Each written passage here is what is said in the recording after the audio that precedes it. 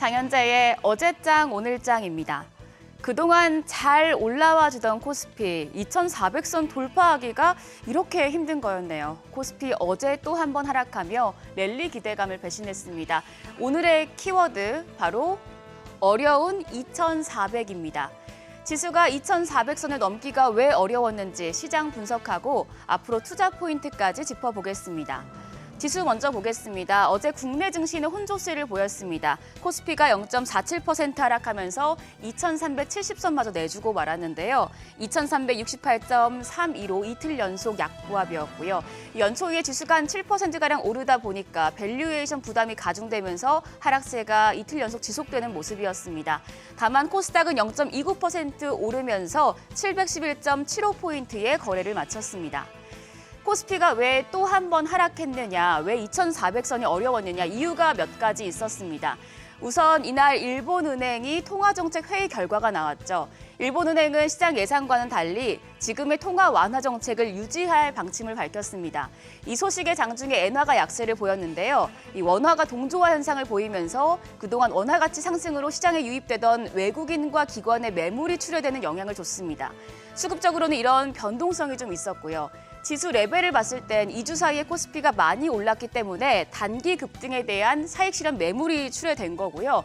또 앞으로 있을 주요 경제 이벤트들을 앞두고 경계하면서 숨고르기를 보여줬다고 해석할 수 있습니다. 지금 명절 연휴 영향권을 앞두고 있고 또 그 뒤에 있을 4분기 실적 시즌에 대한 부담감도 존재하기 때문이죠. 수급 보겠습니다. 지수가 외국인과 기관이 살 때만 오르고 개인이 사면 내리는 모습이네요. 최근 2거래일 동안 개인이 유가증권 시장에서 순매수세를 유지했는데 지수는 반대로 갔습니다. 이날 개인은 1,488억 원 매수 우위 보여줬고요. 외국인 역시 727억 원 매수했습니다. 반면에 이날 기관 2,155억 원 매도를 보였습니다. 코스닥 시장에서도 개인과 외국인이 동반 매수 우위였습니다. 개인이 239억 원, 외국인이 121억 원 순매수했고요. 반면에 기관은 229억 원 매도 우위였습니다. 지수 하락을 이끈 기관, 어제는 어떤 종목을 매도했을까요? 기관 순매도 상위 종목입니다. 대형주를 중심으로 좀 매도세를 보였는데 삼성전자, LG생활건강, 현대차, 카카오페이 등을 많이 매도했고요. 그동안 로봇 테마로 많이 급부상했던 레인보우 로보틱스도 순매도 상위 종목에 들었습니다. 반면에 어제는 지수가 하락하면서 수익을 보는 인버스 종목을 대거 매수했습니다. 일별 수익률을 2배만큼 역방향으로 추적하는 코덱스 200선물 인버스 2X 가장 많이 매수를 했고요. 그다음에 코스피 200 지수 반대 방향으로 가는 코덱스 인버스, 그다음에 삼성전기와 LG 이노텍 등을 매수했고 레버리지도 역시 순매수 상위 종목에 들었습니다. 외국인은 올해 13거래일 동안 하루 빼고 모두 순매수 포지션을 취했는데 어제는 좀 경기 방어적 성격이 짙은 통신주를 대거 매수했습니다. SK텔레콤과 KT 그리고 LG U+ 모두 순매수 상위 종목에 이름을 올렸고요. 이어서 리오프닝 수혜를 받을 것으로 기대가 되는 항공주들 아시아나항공이나 대한항공, TA항공을 순매수했습니다. 반면에 순매도 종목으로는 한국가스공사와 제주항공, 콘텐트리 중앙, 스카이라이프 등이 이름을 올렸습니다. 시장 전체적으로 업종별로 봤을 때는 이날 항공과 게임 업종이 강세를 보였고요. 반면에 연초에 급등하던 은행주는 1.36% 약세였습니다. 지금 해외여행 수요가 회복되면서 항공주들이 최근 들어서 주가 상승세를 보이고 있습니다. 특히 저비용 항공사, LCC 업체들의 주가 상승폭이 큰데요. 지난 한 달간 대한항공이 0.2% 주가 상승한 데 반해서 제주항공이 23.4%, 진에어가 23.89% 상승했고 TA항공 같은 경우에는 55.9% 급등했습니다. LCC는 주력 노선인 일본 여행 수요가 빠르게 늘어나고 있기 때문에 급등했다는 분석인데요. 전년 동기 대비 국제선 여객 증가율의 경우에도 대한항공은 40%인데 반해 제주항공이 236%, 진에어 141%, TA항공이 106% 급등했습니다. 상승폭이 훨씬 크죠. 증권가에서는 지금 주가가 많이 올라왔지만 설 연휴를 포함해서 겨울 성수 뒤에 이제 여행 수요가 폭발할 것으로 예상이 되는 만큼 추가적인 상승이 예상된다는 전망도 나오고 있습니다.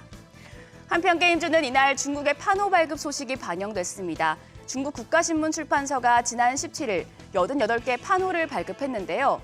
이번에 우리나라의 게임 등에 대한 외자 판호는 포함돼 있지 않았습니다.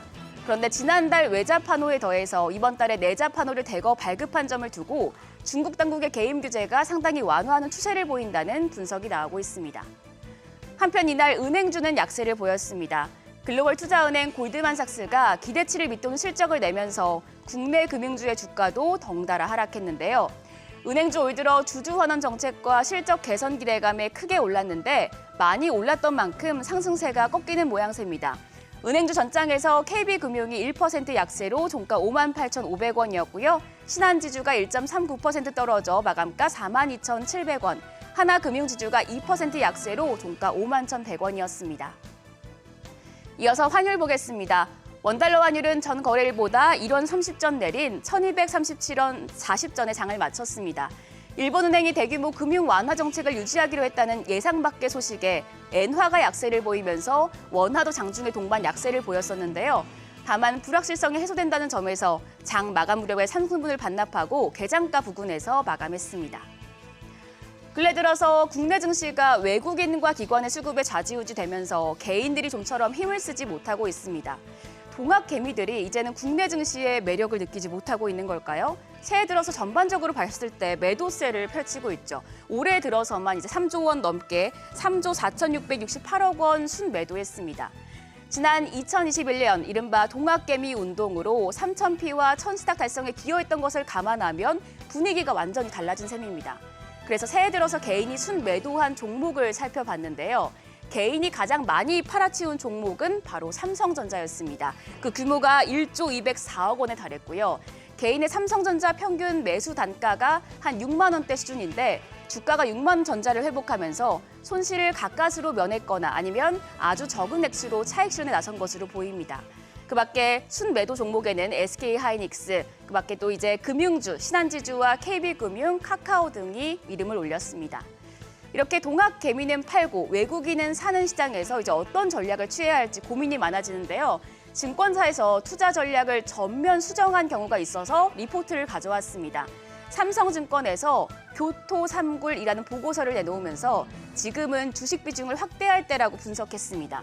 여기서 이 제목의 교토 3굴은 토끼는 꽤 있는 토끼는 이제 굴을 3개 파놓는다는 의미인데 한국과 미국, 중국 3국 시장에서 기업 가치, 밸류에이션이 높은 종목들을 중심으로 거래가 하거나 아니면 지수를 하락할 때마다 주식을 늘리는 전략이 유리하다는 겁니다. 지난해 삼성증권은 채권, 주식, 현금 순의 포트폴리오를 제시했었는데 이번에는 주식, 채권, 현금 순으로 순서를 변경했고요. 그러면서 한국의 유망 업종으로는 철강, 조선, 정유, 보험을 뽑아봤고 반면에 화학과 운송, 결제, 게임, 건설은 중립적인 입장을 보였습니다. 이 부분도 체크해보시면 좋을 것 같습니다. 그럼 과연 오늘은 어려운 2,400선 돌파할 수 있을지 국내 증시 개장 머니쇼와 함께 하시죠. 지금까지 어제장 오늘장이었습니다.